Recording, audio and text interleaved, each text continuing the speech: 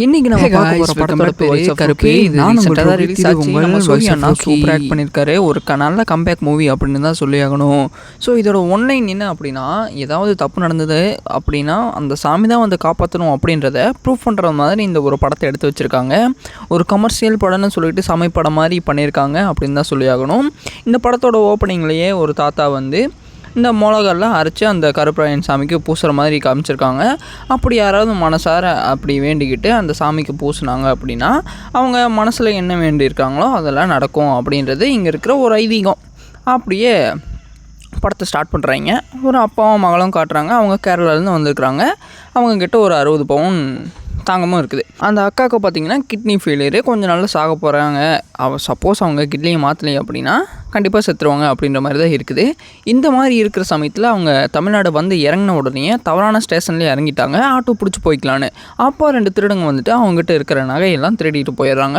அதுக்கப்புறம் போலீஸ் ஸ்டேஷனுக்கு வழக்கம் போல் கம்ப்ளைண்ட் கொடுக்குறாங்க.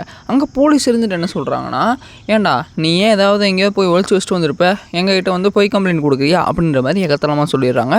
இல்லை, எங்களோட பிள்ளையோட ஆப்ரேஷனுக்காக எடுத்துகிட்டு வந்தது, இங்கே அதிக ரேட்டுக்கு தங்கவும் விற்பாங்க அப்படின்றதுனால நாங்கள் இங்கே எடுத்துக்கிட்டு வந்தோம். இது 1 பவுன் 2 பவுன் இல்லை, சுமார் ஒரு 60 பவுன் இருக்கும் அப்படின்ற மாதிரி அந்த அப்பா சொல்லிடுறாரு. ஓ, எமர்ஜென்சி கேஸ் போல் அப்படின்னு சொல்லிட்டு அந்த ஏரியாவில் இருக்கிற ஒரு 10-15 திருடங்களை கொண்டு வந்து நிறுத்திடுறாங்க. இவங்ககிட்ட இருந்தால் இருந்தது தான், இல்லைன்னா அவன் எங்கேயாவது தூக்கிட்டு போயிருப்பான் அப்படின்ற மாதிரி சொல்லிடுறாங்க. ஸோ 2 பேரும் வந்து பார்த்திங்கன்னா தானாகவே ஒத்துக்குறாங்க. அது கடைசியில் தான் சொல்கிறாங்க. அவங்க வந்து என்ன சொல்லிட்டாங்க அப்படின்னா, நாங்கள் கொள்ளையடிச்சதெல்லாம் இந்தாங்க அப்படின்னு சொல்லிட்டாங்க. போலீஸும் அவங்ககிட்ட நகையை கொடுத்துட்டாங்க. அது கொடுக்கறதுக்கு முன்னாடி அங்கே 45 பவுன் தான் இருக்குது, மிச்சம் ஒரு 15 பவுனும் காணும். அதுக்கு போலீஸ் என்ன ரீசன் சொல்கிறாங்க அப்படின்னா, ஏன்டா டே கொள்ளையடிச்சவன் நைட்டு ஃபுல்லாக செலவு பண்ணாமையே இருப்பான் அப்படின்ற மாதிரி சொல்லிடுறாங்க. ஆனால் அந்த கொள்ளையடிச்சவங்க எதுவுமே செலவு பண்ணலை அப்படின்றது தான் உண்மை. தலைக்கு வந்தது தலப்பாவோட போச்சு, எங்களுக்கு அந்த 45 பவுனையாவது கொடுங்க, நாங்கள் வாங்கிட்டு போயிடுறோம் அப்படின்னு இவங்க 2 பேர் சொல்ல, அது எப்படி நாங்கள் கொடுப்போம், உன்னோட நகை உண்மையான நகையா இல்லை பொய்யான நகையா, நீ எங்கேயாவது திருடிட்டு வந்தியா அப்படின்றதெல்லாம் நான் கன்ஃபார்ம் பண்ணணும்ல, இதெல்லாம் ப்ரொசீஜர்லாம் முடிக்கிறதுக்கு நீ கோர்ட்டில் தான் போய் வாங்கணும் அப்படின்ற மாதிரி இந்த போலீஸ்காரங்களும் சொல்லிடுறாங்க. இந்த அப்பா மகளும் கோர்ட்டுக்கும் போகிறாங்க. ஒரு நல்ல பெரிய லாயராக பார்த்தோம்னா ஈஸியாக வாங்கிடலாம் அப்படின்ற மாதிரி சொல்கிறாங்க. அங்கேயும் போகிறாங்க. இந்த 2 பேரும் எங்கே போகிறாங்க அப்படின்னா, அந்த பேபி கண்ணன், அதாவது ஆர்ஜே பாலாஜி கிட்டே போகிறாங்க. இந்த ஆர்ஜே பாலாஜிக்கு ஒரு சின்ன இன்ட்ரோ கொடுக்கணும் அப்படின்னா தன்னோட பவர்னால் அந்த கோர்ட்டையே தன்னோட கைக்குள்ளே வச்சுருக்கிறதான் சொல்லலாம். ஏன்னா எல்லாத்துக்குமே காசை வாரி வாரி வாரி வாரி இறைச்சிருக்கிறாரு. நிறையா தேவையில்லாத கேஸ் எல்லாம் இவர் ஜெயிக்க வச்சுருக்கிறாரு. லைக் கட்ட பஞ்சாயத்து, வட்டி குத்து, அதெல்லாம் இவர் எதிரிங்களுக்கு சப்போர்ட் பண்ணி, அதாவது காசு யார் அதிகமாக தராங்களோ அவங்கள ஜெயிக்க வச்சு அதுலேருந்து ஒரு பார்ட்டி செலிப்ரேஷன் கூட பண்ணுவார். இந்த மாதிரி ஆள் தான் இந்த பேபி கண்ணன். இந்த மாதிரியான பேபி கண்ணன் அப்படின்றவர்கிட்ட தான் இந்த அப்பாலும் மகளும் வராங்க. ஓகே, இது ஈஸியான கேஸ் தான், சீக்கிரமாக முடிச்சிடலாம் அப்படின்ற மாதிரி நம்ம ஆர்ஜே பாலாஜி சொல்ல, ஒரு 10,000 கொடுத்துட்டு போங்க அப்படின்னு அவங்களோட அசிஸ்டண்ட்டும் சொல்கிறாங்க. எல்லாருமே ஆஜராகிடுறாங்க.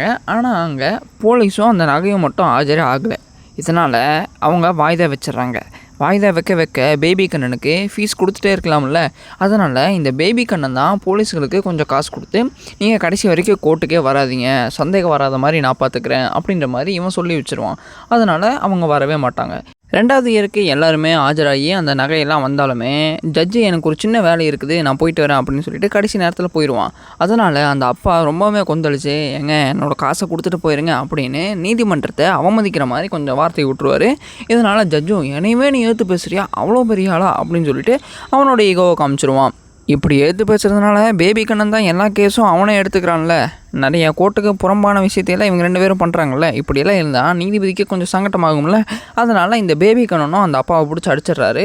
இதனால் இந்த 2 பேர்த்துக்கும் இந்த நகை வரும் அப்படின்ற ஒரு நம்பிக்கையே இல்லை. இந்த பொண்ணுக்கு வேறு ரொம்ப ரொம்ப சிவியர் ஆகிட்டே போகுது. கோர்ட்டு வாசலில் இருக்க கருப்பராயன் கோயிலுக்கு நிறைய பேர் மிளகாய் அரைச்சி பூசுறத இவனும் பார்த்துருப்பாரு. அந்த மாதிரி ரொம்பவுமே கஷ்டப்பட்டுருந்தேன் இந்த அப்பாவும் பொண்ணும் பார்த்திங்கன்னா ரொம்பவுமே கஷ்டப்பட்டுருக்காங்க. இருக்கிற எல்லா காசும் இவங்களுக்கு பிரியாணி வாங்கி தரதுலேயே கிட்டத்தட்ட ஒரு 2.5 லட்சம் வரைக்கும் ரொம்பவுமே வேஸ்ட் ஆகிடுச்சு. இதனால் ரொம்பவுமே மனசு உடஞ்ச அந்த அப்பா பார்த்திங்கன்னா அந்த மிளகாயெல்லாம் அரைச்சி கருப்பராயன் சாமிக்கும் பூசிடுறாரு. அந்த சமயத்தில் தான் ஆர்ஜே பாலாஜி எல்லா கேஸையும் வாதாடி ஜெயிச்சதுக்கப்புறம் ஒரு ஃபங்க்ஷனாக போவார். அதாவது செலிப்ரேட் பண்ணுறதுக்கு ஒரு பார்ட்டி மாதிரி போவார். அங்கே எல்லாருமே ஃபுல் மட்டையில் இருப்பாங்க. அப்போ இந்த கருப்பராயன் சாமியை நேரடியாக வந்து எல்லாத்தையும் பயம்புறுத்திகிட்ருக்கோம், எல்லாத்தையும் துவம்சம் பண்ணிகிட்ருக்கோன்னு சொல்லலாம். அப்போ ஆர்ஜே பாலாஜி கண்ணுக்கு மட்டும் ஒரு ஜோக்கர் மாதிரி தெரிஞ்சிட்ருப்பான். இந்த கருப்பண்ணசாமி கொஞ்சம் விளையாட்டு காட்டின உடனே, ஐயா சாமி நீயே நேரில் வந்துட்டியா, நான் என்ன தப்பு பண்ணேன் அப்படின்ற மாதிரி நிறைய கேள்வி கேட்க, நீ தாண்டா எல்லா தப்பும் பண்ணிகிட்ருக்க அப்படின்னு சொல்லிட்டு ஒரு ஃப்ளாஷ்பேக் காட்டுறாங்க. அந்த அப்பா வந்து அந்த மிளகாயெல்லாம் அரைச்சி பூசுறதை காட்டுறாங்க. ஆமாம், நீ தான் ஒரு நாள் வந்து நேர்மையாக இந்த தங்கத்தை மீட்டு காமிய அப்படின்னு ஆர்ஜே பாலாஜி ஒரு சேலஞ்சு கொடுக்க, இந்த கருப்பண்ணசாமியும் நேரில் அடுத்த நாள் காலையில் வக்கீல் மாதிரி வேஷம் போட்டு வராரு. இந்த சாமியும் ஃபஸ்ட் நாள் கோர்ட்டில் ஆஜராகிறாரு. அப்போ ஆஜராகும்போது ஒரே கேஸுக்கு 4 பேர் வந்திருக்காங்க. இந்த 4 பேருமே இந்த பேபி கண்ணனோட ஆளுங்க தான். இவங்கிட்ட எல்லாத்துக்கிட்டேயும் லஞ்சம் கொடுத்துருக்கான். யாருக்கிட்ட என்ன சொன்னாலும் திரும்ப வாபஸ் வாங்க மாட்டாங்க. அதனால் கருப்புசாமி அதோட வேலையை காமிச்சு, அதாவது மேஜிக் பவர்லாம் யூஸ் பண்ணி அவங்ககிட்ட இருந்து அந்த ஒரிஜினல் கேஸ் ஃபைலை வாங்கிடும். ஆனால் அதையே இந்த பேபி கண்ணை பார்த்துருவான். அதனால் இவன் என்ன சொல்கிறான், நேர்மையானா ஊழல் இல்லாமல் அப்படின்னா உன்னோட மேஜிக் பவரும் இல்லாமல் நீ வந்து ஜெயிச்சு காட்டு, நீ ஏன் இதெல்லாம் யூஸ் பண்ணுற அப்படிங்கிற மாதிரி அவனும் சொல்லிடுவான். அடுத்த வாய்தாக்க வராங்க. இந்த வாய்தாவில் எல்லாருமே கரெக்டாக எல்லாத்தையும் ஆஜர் பண்ணிடுறாங்க. எல்லாமே கிடைக்கிற கை கூடி வர நேரம். அப்போ நம்ம சூர்யா இருந்துக்கிட்டு தட்ஸ் ஆல் அப்படின்னு ஒரு வார்த்தையை விட்டுருவார். அதுக்கப்புறம் அந்த பொண்ணும் பார்த்திங்கன்னா கொஞ்சம் கேவலமாக ட்ரெஸ் போட்டு வர மாதிரி அவங்க சித்தரிச்சிருப்பாங்க. அதனால் அந்த ஜட்ஜும் கொஞ்சம் டென்ஷன் ஆகிடுவார். அந்த பொண்ணுக்கிட்ட தெரிஞ்சு பேச, இதெல்லாம் ஒரு முறையா, நீ இப்படி தான் கோர்ட்டுக்கு வருவியா அப்படின்னு கேட்க, நீங்கள் என்ன வெளியே 1008 பிரச்சனை இருக்குது, என் ட்ரெஸ்ஸை பார்த்துக்கு வர சொல்லிட்டு இருக்கீங்க அப்படின்ற மாதிரி அந்த பொண்ணை எதிர்த்து பேச, நீ என்னையுமே எதிர்த்து பேசுறியா அப்படின்னு சொல்லி அந்த பொண்ணை ஒரு நாள் ஃபுல்லாக ஜெயிலே போட்டுருவாங்க. அந்த ஜெயிலில் இருக்கும்போது அந்த பொண்ணுக்கும் லைட்டாக வாந்தியெல்லாம் வந்துடுது. அது ரத்த வாந்தியோடு வருது. அதனால் நைட்டாக அந்த பொண்ணையும் ஹாஸ்பிட்டலுக்கு கூப்பிட்டு போயிடுறாங்க. அடுத்த நாள் ஹியரிங் வருது. அதில் எல்லாத்தையுமே கரெக்டாக பேசி பண்ணி அது இதுன்னு ஆஜர் பண்ணி இந்த பணத்தையும் கரெக்டாக கொண்டு வந்துட்டாங்க. ஆனால் ஹாஸ்பிட்டல்லேருந்து ஃபோன் வருது, அந்த அப்பாவுக்கு அந்த பொண்ணு செத்துருச்சு. இந்த ட்விஸ்ட்டை எல்லாருமே எதிர்பார்த்தது தான். இதெல்லாம் வரப்போ சாயமிங்கிறோட மியூசிக்கு எக்கச்சக்கமாக சூப்பராக இருந்தது அப்படின்னு தான் சொல்லி ஆகணும். அந்த அப்பா இதை கேட்ட உடனே மனசுடைஞ்சு போயிடுறாரு. அந்த மிச்சம் சொச்சம் எல்லாத்தையுமே வாங்கிட்டு வந்துடுறாரு. 60 பவுனும், ஏன்டா இதுக்காக தானடா, இந்த காசுக்காக தானடா நீங்கள் இவ்வளோ நாளாக இது பண்ணிகிட்டு இருந்தீங்க அப்படின்னு சொல்லி எல்லாத்து மூஞ்சிலையும் தூக்கி வீசிட்டே வராங்க. அங்கே இருக்கிற வக்கீலெல்லாம் பார்த்து ரொம்பவே முறைச்சிக்கிட்டே வராரு. அப்படியே வந்து சூர்யா கிட்ட வந்துட்டு, இதுக்காகவா நீங்கள் இவ்வளோ கஷ்டப்பட்டு வாதாடினீங்க, ஏன் வாதாடினீங்க அப்படின்ற மாதிரி ரொம்பவுமே எமோஷ்னலாக கேட்குறாரு. சூர்யாவும் எமோஷ்னலாக இருறாங்க. இந்த பேபி கண்ணனால் இத்தனை பேர்த்துக்கு இத்தனை இதா அப்படின்னு நினச்சிட்டு இருக்கும்போது இந்த பேபி கண்ணை கரெக்டாக சூர்யா கிட்ட வந்து, என்ன கருப்பு, நான் பண்ணியிருந்தா கூட அந்த பிள்ளைய சாக விட்டுருக்க மாட்டேன் அப்படின்னு சொல்லிட்டு போகிறான். இதில் எக்கச்சக்கமாக மனசு உடஞ்சிடுறாரு இந்த சூர்யா. அப்போ பார்த்தீங்கன்னா இன்னொரு கேஸு நம்ம பேபி கண்ணை எடுத்து நடத்திட்டுருக்கான். அதாவது ஒரு எம்எல்ஏ அவங்களோட அசிஸ்டண்ட்டுக்கு கொஞ்சம் தொந்தரவு பண்ணியிருப்பாங்க போல். அந்த தொந்தரவே இல்லை அப்படிங்கிற மாதிரி பேபி கண்ணை வந்து அந்த பொய் கேஸ் போட்டிருக்காங்க அப்படின்னு அந்த பெண் மேலே குற்றம் சுமத்துறதுக்கு பார்க்குறான். இதை ஜெயித்தாலும் அவங்களுக்கு நிறைய கோடியாக இன்கம் அப்படின்றது வரும். இந்த எம்எல்ஏவும் ஜட்ஜும் அப்படிங்கிறவங்கெல்லாம் கூட்டுக்கலவானிங்க. ஸோ இதில் வந்து கேஸ் ஃபைலில் தூக்கி வீசிடுறான். அதாவது பேபி கண்ணனோட அடியால் தான் இந்த கேஸையே எடுத்து நடத்திட்டுருப்பான். அதாவது எகெயின்ஸ்டாக இருக்கிறதும் பேபி கண்ணனோட ஆள் தான், அந்த எம்எல்ஏக்கு ஆஜராகிறதும் இந்த பேபி கண்ணன் தான். அப்போ 2 பேர்த்துக்குமே தோல்வி ஏற்பட்டாலும் பாதிப்பு அப்படின்றது அந்த பெண்மணிக்கு தான்.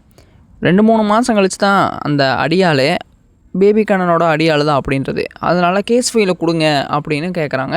இந்த கேஸ் ஃபைலை தூக்கி எல்லாத்துக்கு முன்னாடி கீழே போட்டுடுறான் அந்த பேபி கண்ணனோட அடியாள். வேறு எவனாவது ஒருத்தன் வந்து எடுத்துட்டா கூட சரி, நான் இனிமேல் கேஸுக்குள்ளேயே வரமாட்டேன் அப்படின்ற மாதிரி சொல்லிடுவான். அப்போ தூக்கி போட இதெல்லாம் பார்த்துட்டு இருந்த நம்ம கருப்பு கரெக்டாக அந்த கேஸ் ஃபைலையும் எடுத்துடுறாரு. அப்போ வந்து எல்லோரும் அவர் அடிக்க வர அவர் வந்து அந்த சங்கிலெல்லாம் வச்சு எல்லாத்தையும் அடிச்சிட்ருக்காரு, துவம்சம் பண்ணிடுறாரு. அதுக்கப்புறம் நான் உங்கள் கேஸ் எடுத்துட்றேன் அப்படின்னு சொல்லிவிட்டு அவர் அந்த கேஸை எடுத்துடுவார். கேஸ் எடுத்ததுக்கப்புறம் ஒரு நல்ல வக்கீல்கிட்ட கொடுக்கணும் அப்படின்னு சொல்லிவிட்டு நம்ம திரிசா கண்ணன் அவங்கக்கிட்ட வந்து கொடுக்குறாங்க.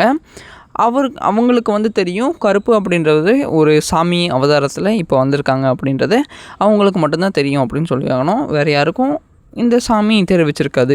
இந்த கேஸை திரிசா டேக் ஓவர் பண்ணதுக்கப்புறம் ஃபஸ்ட்டு ஹியரிங்லேயே நிறையா குற்றங்கள் அந்த பெண்மணிக்கு எகென்ஸ்டாக தான் வந்திருக்குது. அதையெல்லாம் பார்த்துட்டு ஜட்ஜும் ஆமாம் அப்படின்ற மாதிரி சொல்லிகிட்டே போகிறான். அதுக்கப்புறம் ஒரு மிகப்பெரிய ட்விஸ்ட்டுன்னு சொல்லி ஆகலாம். ஏன்னா அப்படின்னா இந்த சாமி தான் ஆஜராகலைல்ல. ஆனால் அதோட வட்டாரத்தில், அதாவது அதோட எல்லைக்குள்ளே இருக்கிறவங்க யாருமே சண்டை போடாத மாதிரி, பொய் சொல்லாத மாதிரியெல்லாம் பண்ணி வச்சுட்டு போயிருக்குது.